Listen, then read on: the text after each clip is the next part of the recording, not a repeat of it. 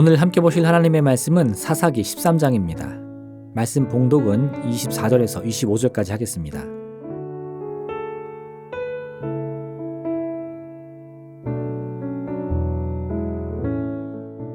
그 여인이 아들을 낳음에 그의 이름을 삼손이라 하니라.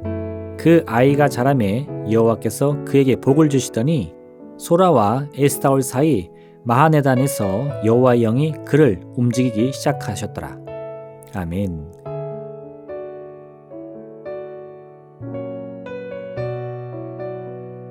입산, 엘돈, 압돈에 이르는 사사들이 이스라엘을 다스렸지만 이스라엘 민족은 여전히 그 악한 본성을 바꾸지 못했습니다.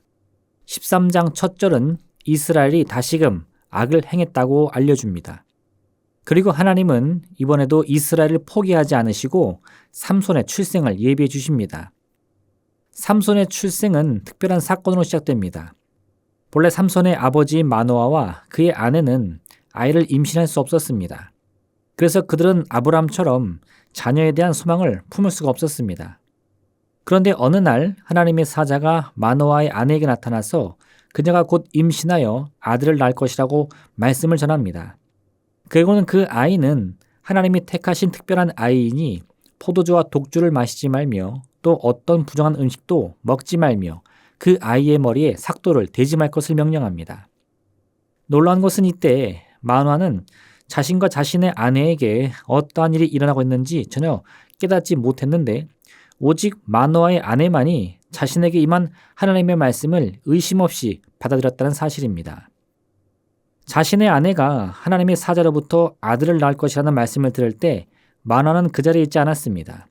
그래서 그는 다시금 하나님께 기도하여 하나님의 사자를 보내달라고 요청합니다.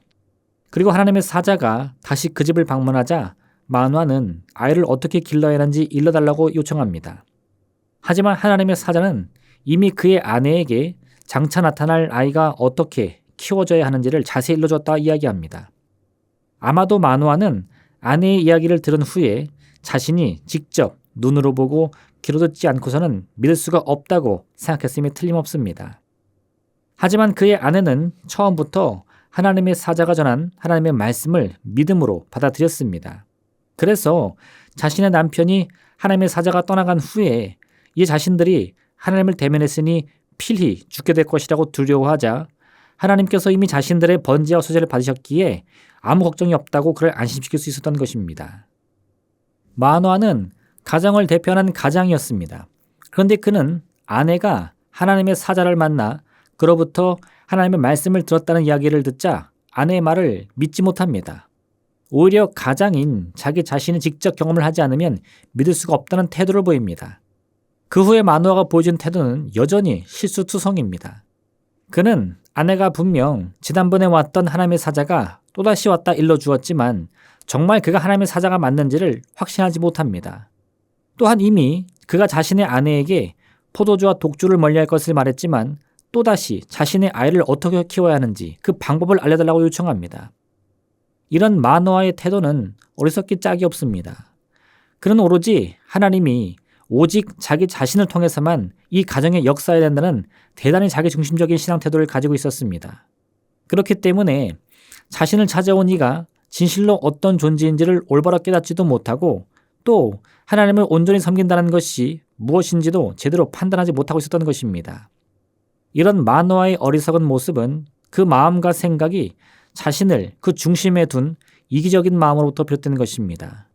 많은 사람들이 지식이나 지혜가 없어서 어리석은 태도를 보이는 것이 아니라 지금 이 순간 자신을 남들보다 높이고자 하는 이 이기적인 교만함을 스스로 다스리지 못해서 엉뚱하고 우스꽝스러운 말과 태도를 보여주고만 한 것입니다.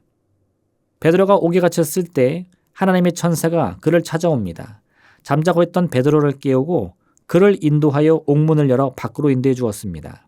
베드로가 마가라 하는 요한의 어머니 마리아의 집으로 가보니 그곳에서는 사람들이 함께 모여 베드로가 옥에서 풀려나기를 간절히 기도하고 있었습니다. 베드로가 문을 두드리니 로데라고 하는 어린 소녀가 나왔는데 이 소녀는 문 밖에 있는 이가 베드로임을 확인하자 화들짝 놀라며 문 열어줄 생각도 못하고 그대로 집으로 뛰어들어갔습니다. 사람들에게 베드로가 문 밖에 와 서 있다고 외쳤는데 소녀의 이야기를 듣는 사람들은 오히려 아이를 꾸중하며 베드로는 지금 옥에 갇혀 있는데 어떻게 이곳에 있을 수 있느냐고 말합니다. 소녀가 참으로 베드로가 왔다고 재차 말하자 그때서야 사람들은 대문 밖에 누가 와 있는지를 확인하려고 합니다. 지금 그 집에 모여있는 사람들은 모두가 베드로의 석방을 위하여 기도하고 있었습니다. 그런데 어린 소녀가 진짜 베드로가 옥에서 풀려나서 대문 밖에 서 있다고 말하자 사람들은 그 소녀가 정신이 어떻게 된 것은 아닌지 의심합니다. 왜 이런 일이 일어납니까? 사람들이 함께 모여 하나님의 기적과 역사를 기대하며 기도하기는 했지만 정작 자신의 모든 생각과 경험과 중심을 다 내려놓지는 못했기 때문입니다. 베드로가 위기에 처한 상황에서 급한 마음에 기도는 했지만 정말 하나님께서 생각하지도 못한 기적의 방법으로 즉각적으로 응답해 주실 것은 바라보지 못한 것입니다. 사람들은 간절한 소망을 가지고 기도하면서도 종종 이런 실수를 합니다. 왜냐하면 자기 중심적인 생각을 내려놓지 못하기 때문입니다. 내 마음과 생각을 모두 하나님께 맡길 때 우리는 우리의 기대를 넘어서는 일들도 믿음으로 바라보며 우리 마음에 담아낼 수가 있게 됩니다. 풍랑이 치는 바다 한가운데 떠 있을지라도 저 멀리서 물 위를 걸어오는 이를 바라보며 저가 분명 문제와 위기에 빠진 내 인생을 구원하실 나사렛 예수 그리스도이심을 분명한 믿음으로 바라볼 수 있는 것입니다. 믿음은 사람의 지위나 권세에 따라 주어지는 것이 아닙니다.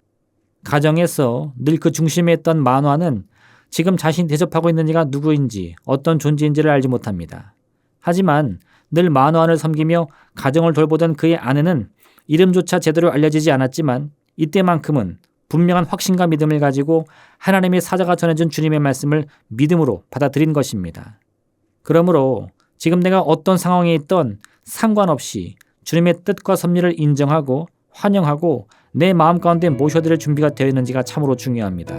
이 귀한 믿음을 가지고 하나님께서 세미한 소리 가운데 들려주시는 그 음성에 믿음으로 귀를 기울이고 또 마음으로 순종하여 따르는 여러분 되시기를 주님의 이름으로 부탁드립니다. 기도하겠습니다. 사랑의 하나님 아버지, 참으로 우리의 모든 삶을 주관하신 이가 주님이신 것을 믿게 하여 주시옵소서.